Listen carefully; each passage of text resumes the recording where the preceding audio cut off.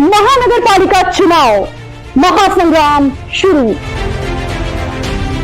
ये सिर्फ वोट नहीं, यह है शहर का भविष्य। पानी, सड़क, सफाई, सुरक्षा, वादे कागजों पर नहीं जमीन पर परखे जाएंगे। जनता करेगी सवालों से वार और उम्मीदवार कैसे करेंगे ये इम्तिहान पार। दावे कटघरे में और सच्चाई कैमरे के सामने। सिटी न्यूज सिर्फ कवरेज नहीं, खोलेगा सच की परतें। सवाल तेज, जवाब साफ, आपके साथ, आपके पास, गली गली, प्रभाग प्रभाग। देखिए चुनाव स्पेशल महासंग्राम।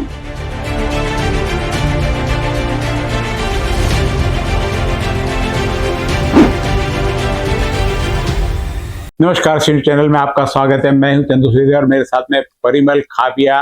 आज मुख्यमंत्री का अमरावती में रोड शो हुआ। रोड शो के बाद में उन्होंने 4 मिनट का भाषण कर दिया। 4 मिनट के भाषण में कुछ पुरानी उपलब्धियां गिनाई तो छतरी तालाब, बड़ाली तालाब का पर्यटन में विकास, अंबा देवी नाले को कुछ फंड और बुहारी गटर योजना जो यहाँ से बहुत सालों से चल रही है और पेंडिंग चल रही, पूरी नहीं हुई, उसके लिए कुछ प्रयोजन किए।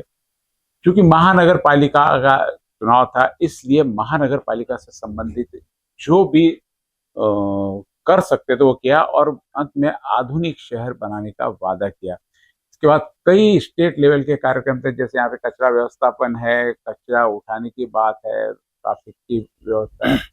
निश्चित रूप से महानगर पालिका का काम है, लेकिन निर्देश कहीं से तो भी राज्य सरकार से किए। अमरावती की ट्रैफिक समस्या, अमरावती का क्राइम कंट्रोल, जहाँ अभी 4 साल तक राज्य सरकार का लगातार यहाँ पे प्रशासक बैठा था, उस प्रशासकीय व्यवस्था में निश्चित रूप से लोगों की बहुत सारी शिकायतें हैं। अब छोटे से परेड में 4 मिनट के भाषण में इससे ज्यादा नहीं हो सकता था। परिमल, आज मुख्यमंत्री साहब आए, रोड शो किया और समय पे शुरू हुआ। आंतरिक भागों से, शहर के अंदर के भागों अंदर हम देखते हैं कि रोड शो मेन रोड से हो जाता है, अंदर के भागों से गए और अमरावती को उन्होंने नजदीक से देखा है। घोषणाएं तो ठीक है जो उन्होंने एक अपने लेवल पे करनी थी करी।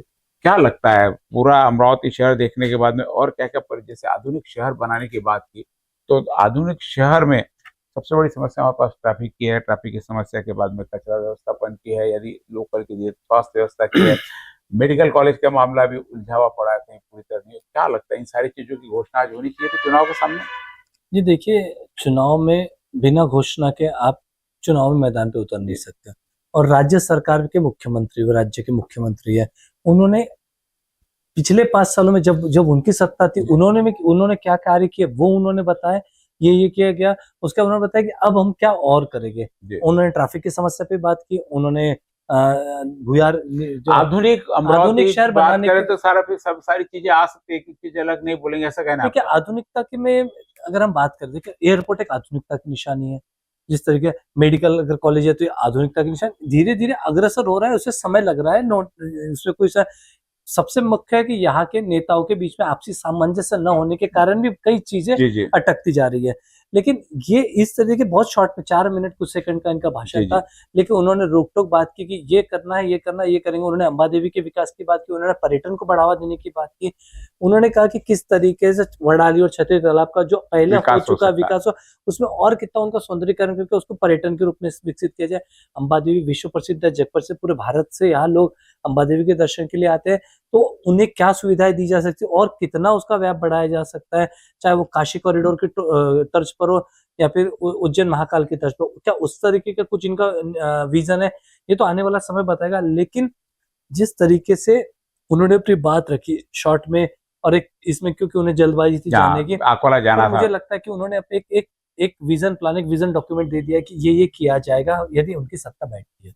भुयारी गटार योजनेचा अजून एक टप्पा 256 कोटीचा, अंबा नाला पुनरुज्जीवन 100 कोटी रुपये, असे अनेक कामं हे आता हातामध्ये आम्ही घेतो आणि त्यातनं मोठ्या प्रमाणात आपण काम करणार आहोत। आपल्याला माहिती आहे अंबादेवीचा जो प्रकल्प आहे 200 कोटी रुपयाचा, त्यालाही राज्य सरकारने मान्यता दिलेली आहे. छत्री तलाव पर्यटन असेल, वडाळीचा दुसरा टप्पा असेल, अशा अनेक गोष्टी आपण या ठिकाणी हातामध्ये घेतलेल्या आहेत. आणि मला विश्वास आहे पुढच्या काळामध्ये या अमरावतीला एक अत्यंत महत्त्वाचं शहर म्हणून विकसित करण्याकरता आम्ही कटिबद्ध आहोत. आपल्याला कल्पना आहे की भाऊसाहेब पंजाबराव देशमुखांनी या अमरावतीमध्ये आणि मग पश्चिम विदर्भ आणि विदर्भामध्ये शिवाजी शिक्षण संस्थेच्या माध्यमातून शिक्षणाचा प्रचार आणि प्रसार केला. आणि आज अमरावती आणि या परिसरामध्ये मोठ्या प्रमाणात आमची मुलं शिकतायत.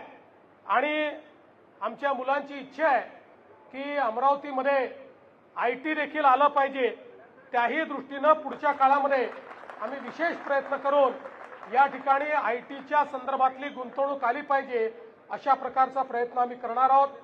आज खरं म्हणजे मला फार उशीर झाला आहे, कारण मला अकोल्याची सभा करायची आहे आणि एअरपोर्टवरनं 5:30-6 नंतर फ्लाईट तिकडच्या उडणार नाही.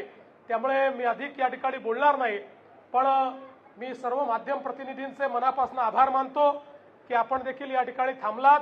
आणि अमरावतीच्या जनतेला आश्वस्त करू इच्छितो, पुन्हा एकदा भारतीय जनता पार्टीवर तुम्ही या ठिकाणी विश्वास दाखवल्यानंतर अमरावतीला या महाराष्ट्रातले एक आधुनिक शहर म्हणून आम्ही तयार करून दाखवू, हा विश्वास व्यक्त करतो आणि थांबतो. धन्यवाद. ये आज हमारे यहाँ मुख्यमंत्री जो आज दिन भर रोड शो किया, दोपहर में 1 घंटा रोड शो चला, उसके बाद में घोषणाएं हुई.